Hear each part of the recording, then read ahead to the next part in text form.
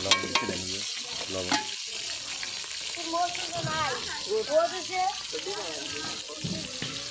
কি হয়েছে দেখো তোমার কি হয়েছে সেটা ঝোলা নেবে করে মরিচ মরিচ বাটা আছে দিয়ে তো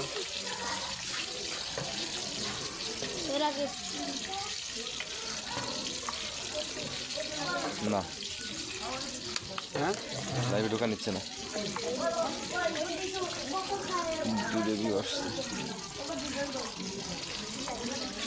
মাশাআল্লাহ সবাই দেখবেন